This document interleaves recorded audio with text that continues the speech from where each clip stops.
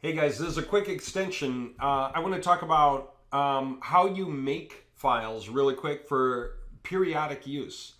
Like when you're trying to recover a room on your server, you wind up going through websites and checking, the usual haunts, right? The usual suspects.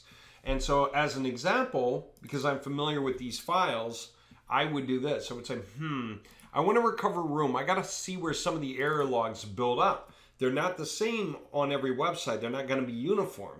Different cases, different websites. So let me see. I'm going to start by looking, how big is that one? Okay, it's not that big, but it's good to delete it. So I'm going to right click, delete, skip the trash, and confirm. Okay. But I better check some of the other folders where these things also appear and sometimes get big. Okay, none in here. I'm going to go up. Let me see, CSS, that's another common one. I'm gonna check here, okay? None in here, and of course we know why, right? We just installed these websites. They're supposed to be clean to begin. And maybe I can go through here and just check each of these for an error log, right? Okay, having said that, might take me 2 minutes a website. And if I were going through 95 websites, 96 websites, you're talking about what? You're talking about an easy 3 hours of work. Right?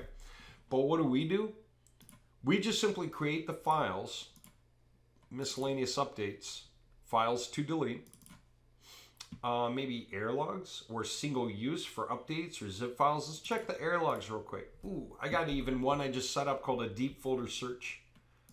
What's that look like? This is for error logs, right? It says go to the website in the root, kill the error log, and guess what? That's going to be for all the 96 sites, right? And then it's going to say go to the administrator, and if the error log is there, kill it, right? Now go to themes, go to CSS, go to user files, and everything else. Okay, and it's going to delete all the error logs. Now here's the funny thing, just for the fun of knowing this. Okay, let me just show you. You'll love it. This is just fun to notice. Okay, when it goes through these websites, right, and it goes into the website and it gets into the file manager. I've got to get there, right? And it goes through and it deletes all these things. If I'm running that automatically through all the websites, it's going to create a small error log saying, couldn't find an error log in this folder, so I couldn't delete it. Couldn't find an error log in that folder, so I couldn't delete it. Couldn't find an error log in that folder. So you know what's funny?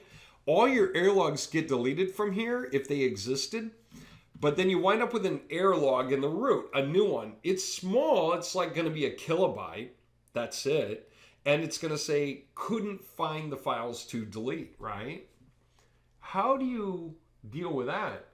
Well, you want to delete those error logs when you're done.